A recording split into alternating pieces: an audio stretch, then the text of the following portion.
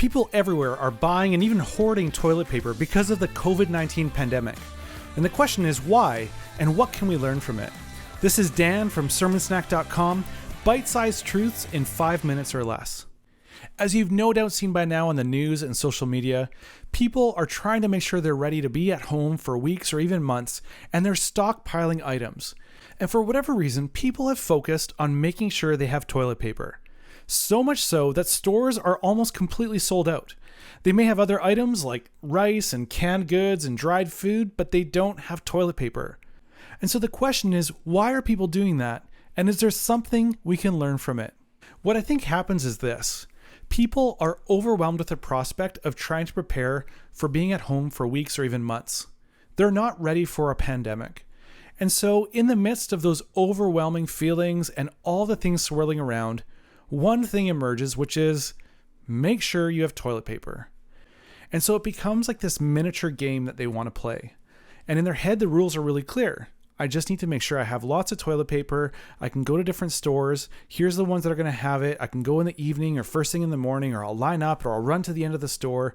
They know exactly what to do and how to play the game. And then they can come home and feel like, okay, I'm ready. I did it. I won the game. And while it may feel that way, we all know that there's no point in having rolls and rolls of toilet paper in your garage if you don't have any food.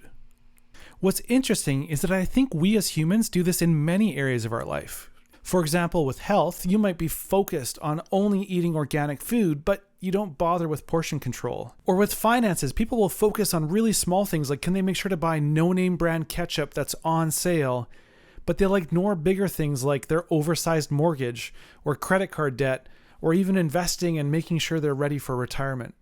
And it's not that these small things aren't important, but sometimes in pursuing them, they can come at the expense of winning the bigger game. And I think this is something that can also affect how we approach our faith. In fact, we see this all through the New Testament with the Pharisees. They were in charge of helping God's people follow God's laws, but they were notorious for getting lost in these kind of mini games and focusing on the wrong thing. Keeping the Sabbath day holy was one of those examples. Obviously, this was important. It was part of the 10 Commandments. But they got so wrapped up in it that they made law upon law upon law on how to keep the Sabbath and make sure you weren't working, even down to how many steps you were allowed to take. And so in one story, Jesus is teaching in the synagogue on the Sabbath, and he happens to heal a lady who's been crippled for 18 years. And the teachers in the synagogue are furious that Jesus is doing quote-unquote work on the Sabbath of healing this person. In fact, they go so far as to ask the crowd, hey, if you need healing, please come on the other 6 days of the week. Don't come on the Sabbath. And Jesus is furious. He's like, you hypocrites. You'll even untie a donkey on the Sabbath. Why wouldn't I free this child of God on the Sabbath? And that's just one of many examples where Jesus is trying to remind the Pharisees what the bigger picture is here. What is the real way to win the game? There's another great example where the Pharisees, trying to trick him, actually ask him, all right, what do you think is the most important commandment? Now, this was meant as a trick, but Jesus takes it as an opportunity to say, hey, if you want to play this game, this is kind of like getting a new board game. You open it up and you look at it for the first time, and everyone around the table is going, all right, let's play this game. How do you win? What are the rules of this game? And Jesus is like, let me lay it out for you. And here's what he says.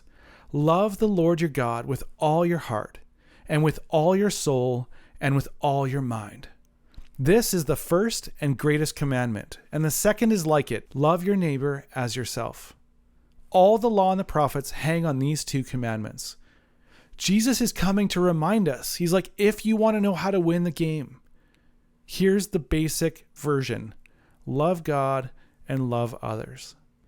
And so for us, we want to make sure that while all those small things we focus on and try to do in our Christian faith, whether it's attending services or worship or volunteering or helping out with social justice issues, whatever those things are, that while they're important, we don't lose sight of what it truly means to win the game, to love God and to love others. Because remember, there's no point in having a garage full of toilet paper if you don't have anything to eat. Thanks so much for listening. Don't forget that you can listen to more episodes on YouTube, Apple Podcasts, Google Play, or by going online to sermonsnack.com.